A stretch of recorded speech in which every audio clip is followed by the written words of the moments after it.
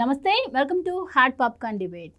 3,22,359 కోట్లతో ఏపీలో ఈరోజు ఆర్థిక మంత్రి పయ్యావుల కేశవ్ 2025-26 ఆర్థిక సంవత్సరానికి గాను బడ్జెట్ను ప్రవేశపెట్టడం జరిగింది. అయితే ముఖ్యంగా కూటమి ప్రభుత్వం అధికారంలోకి రాకముందు ఇటు మేనిఫెస్టోలో కావచ్చు, అటు సూపర్ 6 కావచ్చు, అభివృద్ధి ధ్యేయంగా కొన్ని హామీలను ఇచ్చిన నేపథ్యంలో ఆ హామీలన్నీ అమలయ్యే విధంగా ఈ బడ్జెట్ ఉంది అని చెప్పి అంటున్నారు. ఇక సర్వత్రా కూడా ఈ బడ్జెట్పై ప్రశంసలు దక్కుతున్నాయి. ముఖ్యంగా జగన్మోహన్ రెడ్డి హయాంలో ఆర్థికంగా రాష్ట్రం ఎంత అధోగతి పాలైందో మనందరికీ తెలిసిందే. సో అవన్నీ అధిగమిస్తూ కూడా చంద్రబాబు గారు 3 లక్షల కోట్లతో తొలిసారి బడ్జెట్ను ఇంత పెద్ద మొత్తంలో ప్రవేశపెట్టింది ఇప్పుడే అని చెప్తున్నారు. ఇక దీనిపై వైసీపీ ఏమో కొన్ని ప్రచారాలు అయితే చేస్తోంది. ఇచ్చిన హామీలలో కోత పెడుతూ ఈసారి బడ్జెట్ ఉండింది, ఇటు నిరుద్యోగులకు అలాగే ఇటు మహిళలకు కూడా అన్యాయం జరిగింది, రైతులకు కూడా అని చెప్తూ ఉన్నారు. మరి వైసీపీ చేస్తున్నటువంటి ప్రచారాల్లో నిజమెంత? మరి ఇంత పెద్ద మొత్తంలో బడ్జెట్ను ప్రవేశపెట్టిన నేపథ్యంలో అసలు మరి ఆర్థికంగా కుంగిపోయినటువంటి రాష్ట్రాన్ని ఎలా ఇంత పెద్ద మొత్తంలో బడ్జెట్ను చంద్రబాబు గారు ప్రవేశపెట్టగలిగారు? ఇలాంటి విషయాలన్నీ కూడా ఈ రోజు డిబేట్లో చర్చిద్దాం. మనతో పాటు డిబేట్లో పార్టిసిపేట్ చేసేందుకు స్టూడియోలో ఉన్నారు senior journalist doctor Durga Vadlamani గారు, అలాగే మరో పొలిటికల్ అనలిస్ట్ మధుసూదన్ రెడ్డి గారు. నమస్కారం మేడం. నమస్కారం సార్. నమస్కారం మేడం. సో మేడం, ఈరోజు ఆర్థిక మంత్రి పయ్యావుల కేశవ్ గారు బడ్జెట్లో ప్రవేశపెట్టడం జరిగింది అసెంబ్లీలో.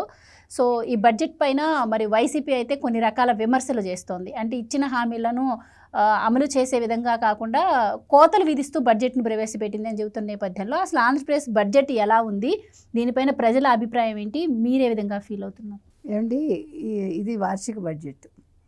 అంటే ఈ ప్రభుత్వం వచ్చాక పూర్తి స్థాయిలో ఇవాళ బడ్జెట్ ప్రవేశపెట్టారు. మీరు వైసీపీ వాళ్ళు మాట్లాడిన దాన్ని మనం తీసుకోవాల్సిన పని ఉందా చెప్పండి? వాళ్ళు ఏదైనా మాట్లాడతారు, ఎందుకంటే వాళ్ళు ఏం చేయలేదో అవన్నీ ఇవాళ ఈ ప్రభుత్వం చేస్తోంది. ఈరోజు ఈ బడ్జెట్లో ప్రతి ఒక్క అంశానికి కూడా, అంటే ప్రతి ఒక్క సంక్షేమ రంగం కావచ్చు, లేదు ప్రతి ఒక్క విషయానికి సంబంధించి వాళ్ళు ఈ బడ్జెట్ని కేటాయింపులు చేశారు. సో ముందు అసలు కేటాయింపులు ఏమున్నాయో చూసుకున్నాక ఒక్కొక్క అంశం మీద మనం మాట్లాడుకుందాం. మీరు చెప్పినట్టుగా టోటల్ బడ్జెట్ ఇది 3,22,359 కోట్లు. ఇక రెవెన్యూ అంచనా వ్యయం వచ్చి 2,51,152 కోట్లు. మూలధన వ్యయం 40,635 కోట్లు. ఇక రెవెన్యూ లోటు అంటారా 33,185 కోట్లు. ద్రవ్య లోటు 79,926 కోట్లు. మీకు గత వైసీపీ ప్రభుత్వం 23-24 తీసుకుంటే 2,25,000 చిల్లర వాళ్ళ బడ్జెట్. ఇప్పుడు ఇది ఎంత ఉంది? ఏకంగా 3,22,000, ఆల్మోస్ట్ 1,00,000 కోట్ల బడ్జెట్ ఎక్కువగా ఈ సంవత్సరం ఇవ్వడం జరిగింది వీళ్ళు. ఇంకా ఇంతకు మించి ఇటువంటి బడ్జెట్ మీరు నా భూతో నా భవిష్యత్ అని చెప్పచ్చు. ఇంతవరకు ఎవరు ఇచ్చిన దాఖలాలు అయితే మనకు లేదు, ఏ రాష్ట్రం కూడా. ఇంకా ఇంతకంటా బడ్జెట్ ఇస్తారు, ఇంతకంటా అసలు ఇది లోటు బడ్జెట్ అని ఒకవేళ వైసీపీ అంటే వాళ్ళకి తెలియదు అని అర్థం. ఎందుకంటే వాళ్ళకి 2 రకాలుగా, అంటే 2.5 సంవత్సరాలు ఒక ఆర్థిక మంత్రి, 2.5 సంవత్సరాలు ఇంకో ఆర్థిక మంత్రి వాళ్ళకు ఉన్నారు. కాబట్టి ఆర్థిక మంత్రికి ఎంత తెలుసో ఎవరికీ తెలియదు. పయ్యావుల కేశవ్ లాంటి వాళ్ళు ఇవాళ ఆర్థిక మంత్రిగా ఉన్నారంటే ఆయన అనుభవం ఏంటి, ఆయన ఎంత చక్కగా ఇంతకుముందు ఆర్థిక శాఖ నిర్వహించారు, ఇంకొకటి ఎంత చక్కగా ఆయన మాట్లాడతారు, భాష కావచ్చు, ఆయన ప్రజెంటేషన్ కావచ్చు, ఏదైనా కూడా పయ్యావుల కేశవ్ ముందు వీళ్ళంతా ఎంతండి, వాళ్ళకి ఏం తెలుసు అని మాట్లాడతారు వాళ్ళు. కాబట్టి జగన్మోహన్ రెడ్డికి లెక్కలు అనేవి తెలియదు ఆయనకి దండుకోవడం తెలుసు, ఎవడెంత ఇచ్చాడో అది తీసుకోవడం తెలుసు తప్ప బడ్జెట్ అంటే ఏంటి, బడ్జెట్లో ఏదైతే ఎంత కేటాయించాలో ఆయనకు తెలియదు. ఇంకొకటి వాళ్ళు సూపర్ 6 గురించి మాట్లాడతారు, వాళ్ళు ఇది అమలు చేయలేదు అది అమలు చేయలేదు అంటారు. ఆ విషయాలు కూడా మాట్లాడుకుందాం. ఇప్పుడు ముందు శాఖల వారీగా బడ్జెట్ కేటాయింపులు ఎలా ఉన్నాయో గబగబా చూసేద్దాం మనం. ఎస్సీల సంక్షేమానికి 20,281 కోట్లు ఏకంగా, ఎస్టీలకి 88,159, బీసీలకు ఏకంగా 47,456. ఎందుకంటే బీసీలు అంటే ఇందులో అన్ని కులాలు వస్తాయి కాబట్టి వాళ్ళ సంక్షేమం కోసం, అంటే వాళ్ళ వృత్తుల వారీగా వాళ్ళకి కేటాయింపులు చేయడం అనేది జరుగుతుంది. వాళ్ళకి ఏది కావాలి, వాళ్ళు ఏ రకంగా వాళ్ళు అంటే పైకి రాగలరు, వాళ్ళు ఏం చేస్తారు, దాన్ని బేస్ చేసుకుని దీని కేటాయింపులు అనేవి జరుగుతాయి. ఇక మైనార్టీల సంక్షేమానికి ఏకంగా 5,434 కోట్లు. మనం చెప్పుకున్నట్టుగా ఇంతకుముందు ఇమాములకు ఆల్రెడీ ఇవాళ 6 నెలల గౌరవ వేతనం అనేది ఇవ్వడం జరిగింది. ఇది అంటే ఈ చంద్రన్న కానుకగా గతంలో ఇచ్చేవాళ్ళు, అది వీళ్ళు వైసీపీ హయాం వచ్చాక దాన్ని తీసేశారు. దాన్ని ఇవాళ మళ్ళా వాళ్ళు ఇవ్వటం జరిగింది. ఇక మహిళా శిశు సంక్షేమం, దివ్యాంగులు, వృద్ధుల సంక్షేమం కోసం 4,332 కోట్లు. దివ్యాంగులకు గత ప్రభుత్వం ఎంత ఇచ్చిందండి కదా? 3,000 ఇచ్చింది. ఈ ప్రభుత్వం ఎంత చేసిందండి? 6,000 చేసింది. అంటే ఎక్కడికక్కడ అసలు వాళ్ళు మూవబుల్ కాని వాళ్ళ కోసం 15,000 ఏకంగా. అంటే వాళ్ళ అవసరాలను బట్టి వాళ్ళు హ్యాపీగా ఇంట్లో కూర్చుని 6,000 ఒక ఊర్లో ఉండే మనిషికి వస్తుంది అంటే ఇంకా అంతకంటే సంతోషం ఏముంటుందండి. అదేవిధంగా నైపుణ్యాభివృద్ధి శిక్షణ శాఖకు 1,228 కోట్లు. ఇది చాలా ఇంపార్టెంట్. వీళ్ళు ముందే చెప్పారు స్కిల్ గణన చేస్తాం మేము. ఇది యాక్చువల్గా మనం గతంలో చెప్పుకున్నట్టుగా వీళ్ళెవరు వాలంటీర్స్కి కూడా ఇది వర్తిస్తుంది. మీరు గమనిస్తే ఈ ప్రభుత్వం వచ్చాక మేబీ కొత్తలో ఏమైనా వాలంటీర్స్ గురించి వైసీపీ వాళ్ళు మాట్లాడారేమో కానీ గత 5-6 నెలలుగా వాలంటీర్స్ అనే పదం వాళ్ళ నోట్లోంచి మనం వినలేదు, మీరు గమనిస్తే కనుక అయితే. సో ఈ స్కిల్ గణన ఏదైతే ఉందో ఇది వాలంటీర్స్కి చాలా ఉపయోగపడుతుంది. కానీ డ్వాక్రా మహిళలకు అన్యాయం జరిగింది అని చెప్పి వైసీపీ అంటుంది. బడ్జెట్లో వాళ్ళకి ఏంటి, వాళ్ళు అసలు డ్వాక్రా పెట్టింది ఎవరండి? వాళ్ళు మాట్లాడటం ఏంటి డ్వాక్రా గురించి? వైసీపీ వాళ్ళకి ఏం తెలుసని మాట్లాడతారు అసలు? డ్వాక్రా మహిళలు అభివృద్ధి చెందింది ఎవరి హయాంలో, దాన్ని తీసుకొచ్చింది ఎవరు, ముందు మాట్లాడమనండి. ఇప్పుడు వాలంటీర్స్కి ఇవాళ ఈ స్కిల్ గణన అభివృద్ధి దాంట్లో వీళ్ళు అప్లై చేసుకుంటే వాళ్ళకి చాలా ఇది ఉపయోగపడుతుంది వాళ్ళకి. ఎందుకంటే అందులో చదువుకున్న వాళ్ళు ఉంటారు, చదువుకోని వాళ్ళు ఉంటారు, వాళ్ళకి ఎందులో వాళ్ళకి ఇంట్రెస్ట్ ఉందో మనకు తెలియదు. సో ఇది వాళ్ళకి చాలా బాగా ఉపయోగపడుతుంది. ఇక మీరు పాఠశాల విద్య, ఉన్నత విద్య ఇలా తీసుకున్నట్టయితే అంటే మన లోకేష్ గారికి సంబంధించిన శాఖలు ఇవి. సో నైపుణ్యాభివృద్ధికి 1,228 కోట్లు అయితే పాఠశాల విద్యకి 31,805 కోట్లు ఏకంగా. ఉన్నత విద్యాశాఖకి 2,506 కోట్లు. తర్వాత వైద్య ఆరోగ్య కుటుంబ సంక్షేమానికి ఏకంగా 19,264 కోట్లు. ఈ సంక్షేమంలో వాళ్ళు ఈసారి ఏం చేస్తున్నారంటే 25 లక్షల బీమా ఇవ్వడానికి చూస్తున్నారు. అంటే ఒక కుటుంబానికి. ఏ రకంగా అంటే మధ్యతరగతి వాళ్ళకు కూడా, తర్వాత దిగువ మధ్యతరగతి వాళ్ళు కూడా వాళ్ళు కార్పొరేట్ హాస్పిటల్స్కి వెళ్ళే స్థాయిలో ఉండాలి. రోగాలు వస్తే వాళ్ళు ఇబ్బంది పడకూడదు. ఎందుకంటే కొన్ని చోట్ల సరైన వైద్య సదుపాయం ఉండకపోవచ్చు. సో 25 లక్షలు అంటే it's not a small amount, అది చాలా పెద్ద అమౌంట్ అండి. సో ఆ రకంగా ఆలోచించి దీన్ని ఇవ్వటం జరుగుతుంది. ఇక పంచాయతీరాజ్ అంటే మనకు తెలుసు, మన పవన్ కళ్యాణ్ గారి శాఖ. సో పంచాయతీరాజ్ 18,847 కోట్లు ఏకంగా. పురపాలక పట్టణాభివృద్ధి శాఖ దీని కింద 13,862 కోట్లు. సో ఈ పంచాయతీరాజ్ తీసుకున్నా, పురపాలకం తీసుకున్నా, రోడ్లు ఎంత వేశారో మొన్ననే పవన్ కళ్యాణ్ గారు క్లియర్గా చెప్పడం జరిగింది. 4,000 చిల్లర కిలోమీటర్లు మేము వేసాము, వాళ్ళ హయాంలో ఏం వేశారో అవంతా ఆయన గణాంకాలతో సహా చెప్పడం జరిగింది. ఈరోజు మీరు ఎక్కడికి వెళ్ళినా కూడా గుంతలు లేని రోడ్లు చూస్తున్నారు. ఇంకా కొంతమేర చెయ్యాలి, ఒక వంతు ఇంకా మిగిలిపోయింది. కాకపోతే 8 నెలల కాలంలో వాళ్ళు ఇంత చక్కగా చేయగలిగారు అంటే ఈరోజు మీకు వైజాగ్ దగ్గర ఉండే వీళ్ళు ఉంటారు కదా ట్రైబల్ ఏరియాస్కి కూడా, అక్కడ కూడా మీకు రోడ్లు వేయడం జరిగింది. అంటే డోలీ వ్యవస్థ ఉండకూడదు, రోడ్లు బాగోవాలి, ఒక ప్రసూతి కోసం ఒక మహిళ ఇబ్బంది పడకూడదు అనేది ఈ ప్రభుత్వం ఆలోచిస్తున్న అంశాలు ఇవన్నీ. అంటే మా హయాంలో ఎంతో చేసేసామని వైసీపీ వాళ్ళు అంటారు కదా, మరి ఈ వ్యవస్థ ఇంకా ఎందుకు ఇలాగే ఉంది, ఈ అవస్థలు ఎందుకు మహిళలకు అలాగే ఉన్నాయి అనే దాని మీద వాళ్ళు సమాధానం చెప్పాలి మనకి. ఇక గృహ నిర్మాణ శాఖ 6,318 కోట్లు. మీకు తెలుసు టిడ్కో కావచ్చు, లేకపోతే ఇప్పుడు కేంద్రం ఇచ్చే ఇది కావచ్చు, వీటన్నింటికి కూడా వీళ్ళు ఖర్చు పెట్టడం జరుగుతుంది. తర్వాత ఎస్సీలు ఎస్టీలకు కూడా వాళ్ళు ఇల్లు కట్టుకుంటామంటే ఎస్సీలకు 50,000, ఎస్టీలకి 75,000 ఇవ్వడానికి కూడా దీని కింద వాళ్ళు కేటాయిస్తారు నిధులు.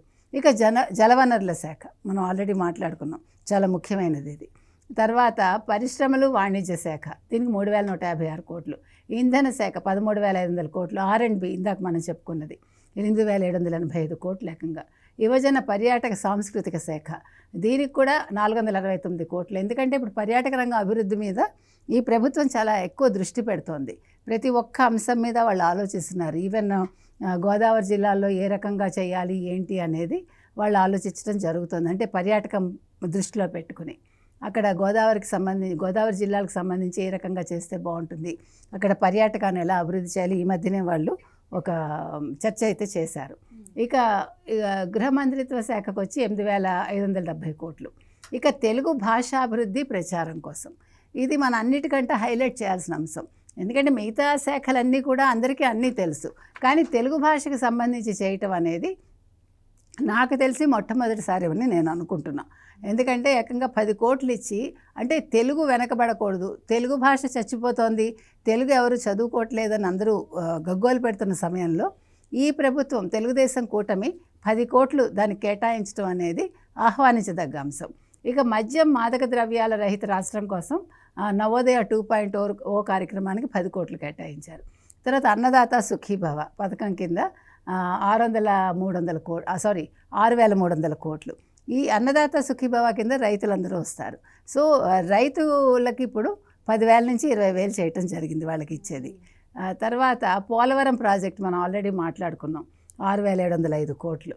సో జల్ జీవన్ మిషన్ ఇది చాలా ముఖ్యం. జల్ జీవన్ మిషన్ పథకం కింద ఊరూరు అంటే అందరికీ కూడా కుళాయిలు ఏర్పాటు చేయడం. అంటే ఈ పథకాన్ని అసలు ఉపయోగించుకోలేదు గత ప్రభుత్వం. ఎందుకంటే మనకి కేంద్రం నుంచి నిధులు వస్తాయి, దానికి రాష్ట్ర నిధులు తోడైతే అసలు ప్రజలు మంచినీటికి ఎవరు కూడా ఇబ్బంది పడక్కర్లా. కానీ దీన్ని సంపూర్ణంగా వాళ్ళు పక్కకు పెట్టేశారు. ఇకపోతే వ్యవసాయం అనుబంధ రంగాలు, దీనికి 13,487 కోట్లు కేటాయించారు. అసలు వ్యవసాయం రైతే రాజు, రైతు లేకుండా అన్నం మనకు దొరకదు. కాబట్టి మనకి కేటాయించిన నిధుల్లో వ్యవసాయానికి కూడా చాలా చక్కగా కేటాయించారనే మనం చెప్పుకోవాలి. ఇక పౌర సరఫరాల శాఖ ఇది కూడా చాలా ముఖ్యం మనకి, 3,866 కోట్లు. పౌర సరఫరాల కిందే కదా వీళ్ళందరికీ రేషన్ కార్డ్స్ కావచ్చు, రేషన్ బియ్యం కావచ్చు, ఆ సరుకులన్నీ అందుతాయి. ఇక తల్లికి వందనం, ముఖ్యంగా దీని మీదే కదా వీళ్ళందరూ గగ్గోలు పెడుతున్నారు. తల్లికి వందనం పథకం కింద 27,518 కోట్లు. సో దీని కింద ఒక్కొక్క బిడ్డకి 15,000 అండి. ఎంతమంది ఉంటే అంతమందికి తల్లి ఖాతాలో వేస్తారు ఈ డబ్బులు. ఇక ఆర్టీజీఎస్కి 101 కోట్లు. తర్వాత దీపం 2.0 పథకానికి 2,601 కోట్లు. సంవత్సరానికి 3 సిలిండర్లు కాబట్టి ఆల్రెడీ 1 సిలిండర్ ఇచ్చారు, దీనికోసం ఇంత కేటాయించడం జరిగింది. ఇక మత్స్యకార భరోసాకి 450 కోట్లు. ఈ మత్స్యకార భరోసాలో ఏంటంటే ఇప్పుడు వాళ్ళు చేసింది, ఇప్పుడు వాళ్ళకి అన్సీజన్ అనేది ఉంటుంది. అంటే వాళ్ళు వేటకి వెళ్ళని సమయంలో వాళ్ళకి ఇంతకుముందు 10,000 ఇచ్చేవాళ్ళు, దాన్ని ఇప్పుడు 20,000 చేయటం జరిగింది. ఇక స్వచ్ఛ ఆంధ్ర కార్యక్రమం కోసం 820 కోట్లు. తర్వాత డొక్కా సీతమ్మ మధ్యాహ్న భోజనం పథకానికి 3,486 కోట్లు. తర్వాత ఆదరణ పథకానికి 1,000 కోట్లు.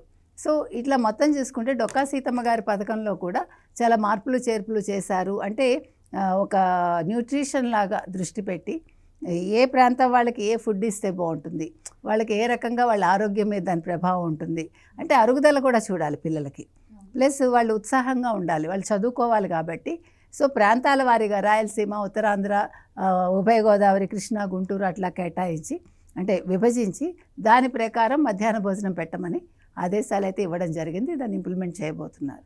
సో ఇవన్నీ చూశాక ఇది చాలా మంచి బడ్జెట్ అండి.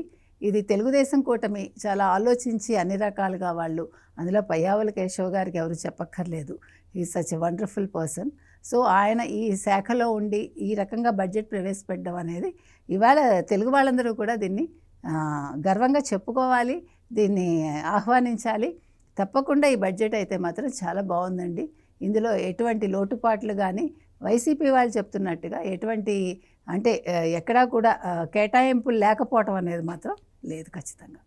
రైట్. ఇప్పుడు మధుగారు, అభివృద్ధి సంక్షేమమే ధ్యేయంగా ఈసారి బడ్జెట్ను ప్రవేశపెట్టాం. ముఖ్యంగా ఇటు రైతులకు కావచ్చు, ఇరిగేషన్ రంగానికి కూడా అధిక ప్రాధాన్యత అయితే కూటమి ప్రభుత్వం ఇచ్చినట్టే కనిపిస్తోంది. ముఖ్యంగా చంద్రబాబు గారు ఈరోజు అంటే ఆర్థిక సంక్షోభంలో ఉన్నా కూడా మంచి బడ్జెట్ ఇచ్చామని కూడా ఆయన చెప్పడం జరిగింది.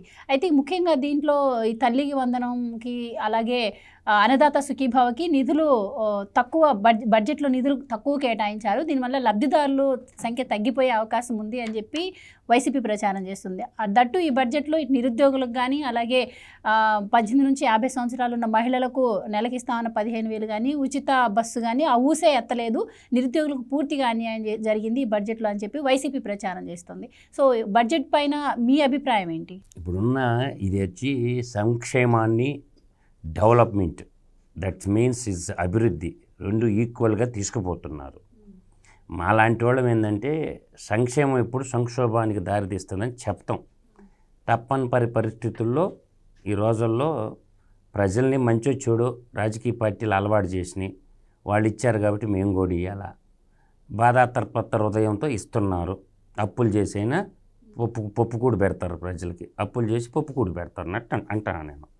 ఇవాళ పింఛన్ ఉంది, గతంలో 200 నుంచి 2,000 చేసినటువంటి మహానుభావుడు ఎవరంటే చంద్రబాబు నాయుడు. ఇప్పుడు 2,000 నుంచి 4,000 చేసిన వ్యక్తి ఎవరంటే చంద్రబాబు నాయుడు.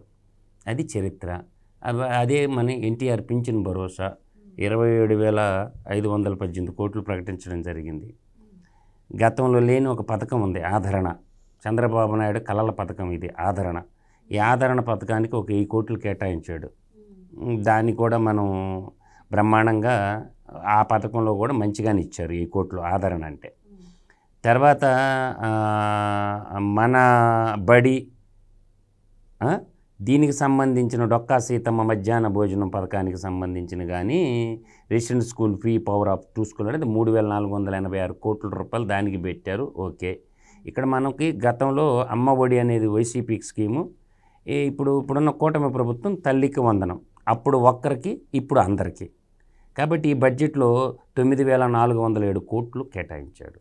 అంటే అప్పట్లో ఒక్కరికి, ఇప్పుడు ఎంత అందరికీ అనే కాన్సెప్ట్ మీద 9407 కోట్ల రూపాయలు కేటాయించి రేపు మే నెలలో స్కూల్ దిగిపోయేలోపు ఇస్తామని చెప్పారు. దాంట్లో కళ్ళల్లో నిప్పులు పోసుకున్నది వైసీపీ బ్యాచ్. వాళ్ళు 6300 కోట్లు ఇస్తే ఇప్పుడు 9407 కోట్లు పెట్టాడు. అంటే 3000 కోట్ల పైన పెరిగింది. కాబట్టి అమ్మఒడి పథకం కూడా పట్టాలెక్కాలకే కళ్ళల్లో నీళ్ళు పోసుకున్నారు. అది వల్ల ఇది. తర్వాత దీపం, వాళ్ళ ఇంట్లో దీపం ఆర్పేసుకున్నారు. చంద్రబాబు నాయుడు ఏమో అన్ని ఇంట్లో దీపాలు వెలిగిస్తున్నారు. వాళ్ళ ఇంటి పెద్దని ఆర్పేసి దీపం వెలిగించారు. కానీ చంద్రబాబు నాయుడు గారు ఏంటంటే ఆంధ్రాలలో దీపం వెలిగిస్తుండు. అంటే 3 సిలిండర్ గ్యాస్ ఉచిత పథకం పెట్టి ఇది కూడా 2601 కోట్ల రూపాయలు కేటాయించారు. Okay, right. నెక్స్ట్ తర్వాత బాల సంజీవిని అంటే చిన్నపిల్లలకి, అంగన్వాడీ పిల్లలకి బాలామృతం అనే పథకం ఉంటుంది. అది దానికి ఏంటంటే 1163 కోట్ల రూపాయలు కేటాయించడం జరిగింది. అంటే పౌష్టికాహారం చిన్నపిల్లలకి, అంటే అంగన్వాడీ బళ్ళు ఆయాల దగ్గర ఉండే పిల్లలకి కేటాయించారు. అదేవిధంగా స్పెషల్ అసిస్టెన్స్ ఉంటుంది, ఫైనాన్షియల్ అసిస్టెన్స్ ఎవరికి, ఫిషర్మెన్ను, తర్వాత బార్బర్ అంటే మంగళ సామాజిక వర్గానికి సంబంధించినటువంటి వాళ్ళకి ఏంటంటే ఒక భరోసా, మత్స్యకార భరోసా అని అంటారు కదా, నాయీ బ్రాహ్మణులకు సంబంధించి అది ఒక 450 కోట్లు పెట్టడం జరిగింది. దాన్ని ఆయన మత్స్యకార భరోసా అనేవాడు అప్పట్లో గతంలో. కానీ అప్పట్లో 10,000 ఇస్తే బాబు గారు 20,000 అన్నాడు. ఎత్తిపోతల పథకం కింద వైసీపీ ప్లాన్ ఎత్తిపోయింది. తర్వాత చూస్తే ఇక్కడ pre post matric scholarship BC SC ఎస్టీలు గతంలో లేదు ఈ పథకం, ఎత్తేసిండు ఎత్తిపోతల పథకం కింద. ఇది పీజీ చదువుకునే పిల్లలు స్కాలర్షిప్లు ఇచ్చేవాడు కాదు జలగన్న. కాబట్టి ఆ జలగన్న ఏంటంటే ఈ pre post matric scholarship BC SC ఎస్టీకి పోస్ట్ మెట్రిక్ అనమాట, దీంట్లో 3377 కోట్లు కేటాయించడం జరిగింది. అందువల్ల దేనికి ఇది కూడా మంచిది, బీసీ ఎస్సీ ఎస్టీలకు వచ్చింది.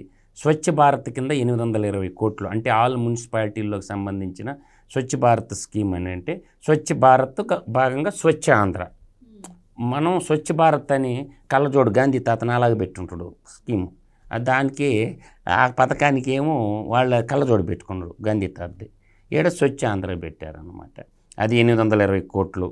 తర్వాత ఫ్రీ పవర్ ఉంది ఎస్సీ ఎస్టీలకి ఫ్రీ పవర్ ఇచ్చిన దానికి ఎస్సీ ఎస్టీలకి ఫ్రీగా కరెంట్ ఇవ్వాలని ఉద్దేశంతో 400 కోట్ల రూపాయలు ఎస్సీ ఎస్టీలకి 200 యూనిట్ల దాకా కరెంట్ లేకుండా చేశాడు. ఈసారి పాఠశాలల్లో కూడా ఫ్రీ కరెంట్ ఇవ్వబోతున్నారు అని లోకేష్ గారు చెప్పడం జరిగింది. ఇప్పుడు నేను అనేది ఒకటమ్మా, గతంలో శ్మశానం అన్నాడు, ఒక రాజధాని కూడా కట్టకుండా పోయింది కదా. ఇప్పుడు రాజధాని విషయానికి వస్తుందా, సోషల్ సర్వీస్ చెప్పా. ఇప్పుడు రాజధాని మనోడు వాడు ప్యాలెస్ కట్టుకున్నాడు, రాజధానికి ఒక కిటికి కూడా పెట్టకుండా 431 కోట్లు పెట్టి ఏడ రుచికొండకు బోడిగుండు కొట్టి అది రాజధాని అన్నాడు. అర్థమవుతుందా? ఇప్పుడు అమరావతి రాజధాని ఆంధ్ర కళల ప్రజా రాజధానికి 6,000 కోట్లు పెట్టిండు. దానికో ఇంటర్నల్ రోడ్లకి 4,220 కోట్లు పెట్టిండు. ఈ ఓవరాల్గా కలుపుకోండి 10,220 కోట్లు పెట్టిండు ఈ బడ్జెట్లో రాజధానికి. ఎవడు మగాడు అడుగుతుండ. అంటే ఒక రాజధాని నిర్మాణం కోసం రోడ్లకు కానీ మౌలిక వసతులకు కానీ ప్రజా రాజధాని నిర్మాణం కోసం 10,220 కోట్లు బడ్జెట్లో పెట్టిండు. వాడేం పెట్టిండు, శ్మశానం అన్నాడు. అది సమాధులు కట్టుకోవటానికి పనికిరాదన్నాడు. వాడి ప్యాలెస్ మాత్రం కట్టుకున్నాడు. ఋషికొండ కోట మీద 431 కోట్లు పెట్టి ప్రసాదనం పాడుపోయిన బిల్డింగ్లు కట్టుకున్నాడు. అందువల్ల ఎవడు గొప్పోళ్ళు. ఇక్కడ ఈ ఒక్క పాయింట్ టేక్ ఓవర్ తీసుకోవచ్చు. తర్వాత తీసుకుంటే పోర్ట్లకు సంబంధించి, ఈ పోర్ట్లకు సంబంధించింది పోర్ట్లు ఎయిర్పోర్ట్లకు సంబంధించి మచిలీపట్నం, భావనపాడు, కృష్ణపట్నం, రామాయపట్నం. మళ్ళీ చెప్తుండా, పట్నం అంటే ఏంది, చిన్నపట్నం మొదలుకొని ఎక్కడికి కళింగపట్నం దాకా పోర్టులు ఎన్నో నిర్మించవచ్చు, ఇరువిరిగా ధనమార్జించవచ్చు అన్నారు పెద్దోళ్ళు. అలాగే పోర్టులకు సంబంధించి మచిలీపట్నం, భావనపాడు, కృష్ణపట్నం, రామాయపట్నం. ఎయిర్పోర్ట్లకు సంబంధించి Bhogapuram, Vijayawada regional airport, new industrial నోట్స్కి సంబంధించి 605 కోట్ల రూపాయలు ఈ బడ్జెట్లో పెట్టారు. ఇవన్నీ కూడా దీన్ని ఏమంటారంటే క్యాపిటల్ ఎక్స్పెండిచర్ అంటారు. సో నెక్స్ట్ చూస్తే ఎనర్జీ సెక్టార్ అంటే పవర్ సెక్టార్, ఎలక్ట్రికల్ సెక్టార్కి సంబంధించి 13,600 కోట్ల రూపాయలు ఈ బడ్జెట్లో కేటాయించారు. తర్వాత ఇన్నోవేషన్ కొత్తగా వచ్చింది hub, Tata innovation hub. Innovation అంటే నూతన ఆవిష్కరణలు కనుక్కోవడానికి రీసెర్చ్కి 10 కోట్లు మొట్టమొదట కేటాయించారు. ఈ 10 కోట్లు కాస్త 100 కోట్లు చేస్తే బాగుండు. 10 కోట్లతో ఇన్స్ట్రుమెంట్స్ కూడా రావు, దీనికి పెంచాలి. రతన్ టాటా ఇన్నోవేషన్ హబ్బు ఏదైతే ఉందో, ఇన్నోవేషన్ అంటే నూతన ఆవిష్కరణలు కనుక్కుండేటటువంటిది. ఇది 10 కాస్త 100 నుంచి 1000 కోట్లు పెట్టిన అభ్యంతరం లేదు. 10 కోట్లు 100 కోట్లు చేయమంటుండే సర్దుబాటు చేసి, ఇది పెంచాలి. తర్వాత రియల్ టైం గవర్నెన్స్కి సంబంధించి 101 కోట్లు పెట్టాడు. ఆర్టీజీఎస్ పథకానికంటే రియల్ టైం గవర్నెన్స్ సొసైటీకి, సీఎం కాల్ సెంటర్కి ఎమర్జెన్సీకి ఫోన్ చేసుకోవడానికి దానికి 101 కోట్లు పెట్టిండు అనమాట. తర్వాత incentives and IT electronics industries organization అంటే ఇన్సెంటివ్స్ అంటే కంపెనీలు పెట్టే వాళ్ళకి కొంత డబ్బులు ఇస్తాం. ఇన్సెంటివ్స్కి సంబంధించి ఒక 300 కోట్ల రూపాయలు ఇవ్వడం జరిగింది. సో ఇంతవరకు నేను చెప్పగలిగింది ఏంటంటే, ఇంక ఫార్మర్ అండ్ అగ్రికల్చర్కి సంబంధించి అన్నదాత సుఖీభవ అంటే రైతు భరోసా. అన్నదాత సుఖీభవ కూటమి ప్రభుత్వం పథకం, పాత రైతు భరోసా ఉండేది, అది 6,300 కోట్లు కేటాయించి. తర్వాత AP community managed natural farming అంటే మనకి న్యాచురల్తో పంటలు పండించేసి వాళ్ళకి రైతులకి ఇచ్చే సబ్సిడీ 62 కోట్లు పెట్టారు. న్యాచురల్ ఫార్మింగ్ అంటే ఫెర్టిలైజర్స్ అండ్ పెస్టిసైడ్స్ తగ్గించేసి అది ఒకటి. తర్వాత ప్రైస్ స్టెబిలైజేషన్ ఫండ్, గతంలో జలగన్న 3,000 కోట్లు పెడతానని చెప్పి 3 రూపాయలు కూడా పెట్టాల. ఈ కూటమి ప్రభుత్వం 300 కోట్లు పెట్టింది. ఇది సరిపోదు, ఇంకో 0 యాడ్ చేసి 3,000 కోట్లు పెట్టాల్సి ఉంది. ఐఎమ్ డిమాండెడ్, నా వ్యక్తిగత డిమాండు. 300 కోట్లు సరిపోవు, 3,000 కోట్లు పెట్టండి, రైతులకి ఎంత ఇచ్చిన స్టెబిలైజేషన్ ఫండ్ అంటే ధరల స్థిరీకరణ. ఇది గతంలో జలగన్న పుస్తకాలు అంకెలు రాసుకున్నాడు కానీ పెట్టలా. కానీ కూటమి ప్రభుత్వం వచ్చినాక 300 కోట్లు పెట్టింది. కాబట్టి దాన్ని ఇంత ధరలు తగ్గినప్పుడు రైతులకి ఇవ్వడానికి, ఇప్పుడు మిర్చి ధరలు తగ్గినాయి ఇవ్వడానికి, అట్లా దాన్ని 300 కాదు 3,000 కోట్లు చేయమని రిక్వెస్ట్ చేస్తుండ బడ్జెట్ మంత్రికి. తప్పే లేదు, రైతుకి అందరికీ అన్నం పెట్టి రైతుకు సున్నం పెట్టద్దు. తర్వాత ఇరిగేషన్ ప్రాజెక్ట్స్ హెచ్ఎన్ఎస్ కానీ, తర్వాత ఉత్తరాంధ్ర సుజల స్రవంతి కానీ, గోదావరి డెల్టా కానీ, కృష్ణా డెల్టాకి ఈ రైతులకు సంబంధించినటువంటి కాలువలు, పంట కాలువలు, పూడికి తీతలు ఇవన్నీ ఉంటాయి కదా, చెరువుల మీద కంప చెట్లు తీయడం 11,314 కోట్ల రూపాయలు పెట్టడం జరిగింది. సో కాబట్టి ఇది మంచిదే, బ్రహ్మాండంగా ఉంది, సరిపోద్ది. పోలవరం ప్రాజెక్టుకి సంబంధించి 6,705 కోట్లు పెట్టింది. తర్వాత ఈ పోలవరం ప్రాజెక్టు మనం కట్టాల్సిన పని లేదు. ఏంటంటే పోలవరం కాలువలు పోతాయి, కాలువలకు పెట్టిన డబ్బు. Polavaram left canal, right canal పోతుంటాయి, వాటికి మనం ఖర్చు పెట్టుకోవాలి. కాబట్టి పోలవరం మెయిన్ డ్యామ్కి, ఆర్ఆర్కి మొత్తం వాళ్ళు ఇస్తారు, సెంట్రల్ గవర్నమెంట్ వాళ్ళు. మెయిన్ డ్యామ్కి కానీ, భూసేకరణకు కానీ, రీహాబిటేషన్కి కానీ ఆర్ఆర్ ప్యాకేజ్ మొత్తం సెంట్రల్ గవర్నమెంట్ కట్టి మనకి ఇవ్వాలి. ఈ కాలువలు ఏవైతే ఉంటాయో వాటికి స్టేట్ గవర్నమెంట్ పెట్టుకోవాలి. దానికి పెట్టారనమాట 6,705 కోట్లు. అర్థమవుతుందా? అది అన్నమాట. తర్వాత జల్ జీవన్ మిషను 2,800 కోట్లు. పవన్ కళ్యాణ్ కళల పథకం ఇది 2,800 కోట్ల రూపాయలు. అంటే స్వచ్ఛమైన తాగునీరు, గ్రామీణ ప్రాంతంలో ఇంటింటికి తాగునీరు ఇవ్వటానికి పథకం ఈ జల్ జీవన్ మిషన్ పథకం. దీనికి కూడా బడ్జెట్ ఇంకొంచెం పెంచితే బాగుండు. ఈ 2,800 కోట్లు కాదు, దీన్ని ఏంటంటే పెంచాలి, దీన్ని డబల్ చేసినా మంచిదన్నమాట. రాష్ట్రీయ కృషి వికాస్ యోజన అంటే ప్రీ డ్రాప్డ్ మోర్ క్రాప్ అన్నాడు. ప్రీ డ్రాప్డ్ మోర్ క్రాప్ అంటే డ్రిప్ ఇరిగేషన్ అమ్మాయి, గతంలో లేదు, 0. జలగన్న గవర్నమెంట్లో 0. ఇప్పుడు కూటమి ప్రభుత్వం వచ్చిన తర్వాత ఇప్పుడు 6 జిల్లాల్లో హార్టికల్చర్ హబ్బుగా ఉంటుంది. రాయలసీమ కానీ, తర్వాత నెల్లూరు కానీ, ప్రకాశం జిల్లాలో హార్టికల్చర్ వాళ్ళకందరూ పూల మొక్కలు, పండ్ల తోటలు వేసుకునే వాళ్ళకందరికీ 500 కోట్లు డ్రిప్ సబ్సిడీ అనమాట. సో ఓవరాల్గా చూసుకున్నట్టయితే ఈ బడ్జెట్ అయితే నాకు నచ్చింది, ప్రజలు మెచ్చారు అని చెప్పగలను. రైట్ మేడం, అంటే ఎన్నో సంవత్సరాల అనుభవం ఉంది అంటారు. అలాంటిది ఈ బడ్జెట్లో చంద్రబాబుని పొగుడుకోవటం, ఆయన కొడుకుని పొగుడుకోవడం, గత ప్రభుత్వం చేసినటువంటి వాటిని ఎత్తి చూపించడం, ఇదే సరిపోయింది బడ్జెట్లో. అసలు కూటమి ప్రభుత్వం వచ్చిన తర్వాత ఈ 9 నెలల్లో ఏం చేశారు అని చెప్పి కూడా వైసీపీ వాళ్ళు అనటం జరుగుతుంది. సో మీరేం చెప్తారు? ది గ్రేట్ పొన్నవోలు గారి గురించి చెప్పక్కర్లేదు. ఇవాళ కూడా ఆయన పోసాని కేసు గురించి వివరిస్తూ జగన్ని పొగడ్డమే సరిపోయింది. మరి ఇవన్నీ ఏంటో వాళ్ళు చెప్పాలి. ఇప్పుడు మనం ఇంకా అసలు మీరు అడిగిన ప్రశ్నలోకి వస్తే, ఇప్పటి వరకు ఏం చేశారు ఈ 9 నెలల్లో? 3,000 పెంచిన 4,000 చేశారు. తర్వాత అంటే 1,000 పెంచినట్టే కదా. ఇక 8,08,570 మంది దివ్యాంగులకి వాళ్ళు పెన్షన్ రెట్టింపు చేసి 6,000 ఇస్తున్నారు. ఇంకా డయాలసిస్ రోగులకి 10,000 ఇస్తున్నారు. ఇంకా మంచానికే పరిమితమైన వారికి 15,000 ఇస్తున్నారు. తర్వాత ఉద్యోగులు పెన్షనర్లకు 1వ తారీఖున జీతాలు ఇస్తున్నారు. తర్వాత 204 అన్నా క్యాంటీన్లు పునరుద్ధరించారు. స్వర్ణకారుల కార్పొరేషన్ ఏర్పాటు చేశారు. తర్వాత బీసీలకి 896 కోట్లు నిధులు విడుదల చేశారు.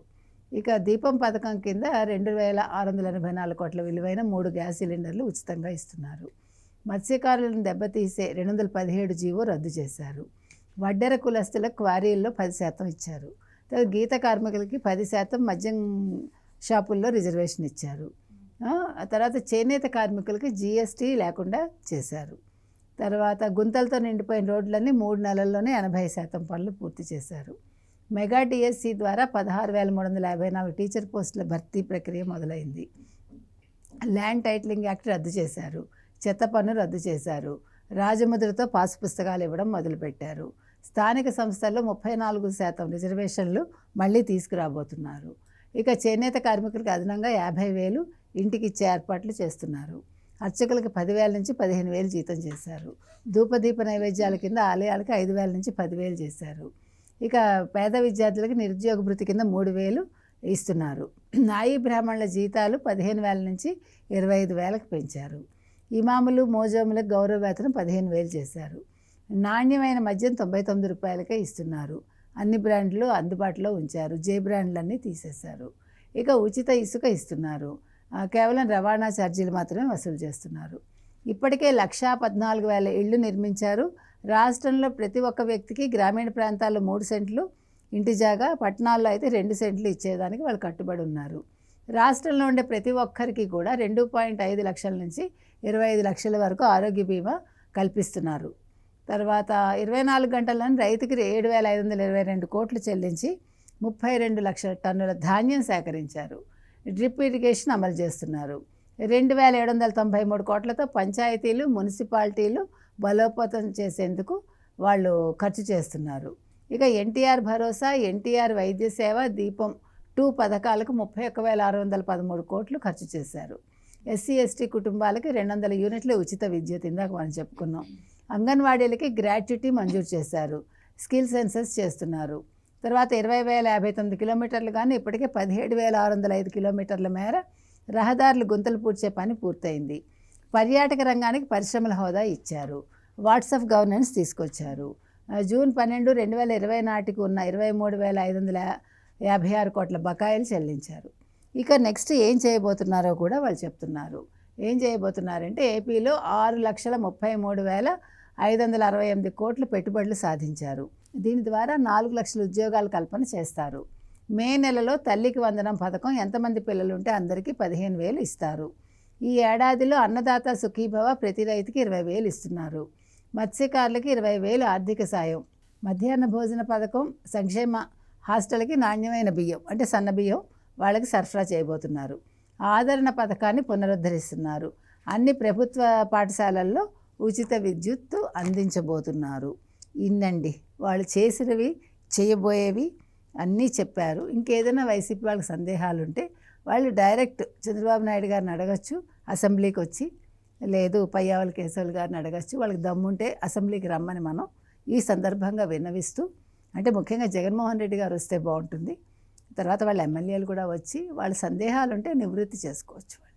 మధు గారు, ఏ రాష్ట్రమైనా అభివృద్ధి చెందాలి అంటే ముఖ్యంగా క్యాపిటల్ ఎక్స్పెండిచర్ మీద దృష్టి పెట్టాలి, దానికి ఎక్కువ నిధులు కేటాయించాలి అంటారు.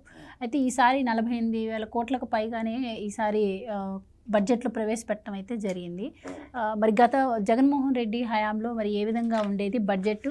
ఆయన అంటే ఇప్పుడు వాళ్ళు ఏవైతే విమర్శలు చేస్తున్నారో ఈ నిరుద్యోగ భృతి కావచ్చు, అలాగే అన్నదాత సుఖీభవ కావచ్చు, ఇవన్నీ వీటికి ఎంత బడ్జెట్ను వాళ్ళు కేటాయించడం జరిగింది? మీ క్యాపిటల్ ఎక్స్పెండిచర్ చెప్పమంటారా? జలగన్న టైంలో ఐ విల్ ఎక్స్ప్లెయిన్. జలగన్న క్యాపిటల్ ఎక్స్పెండిచర్ వచ్చి జలగన్న టైంలో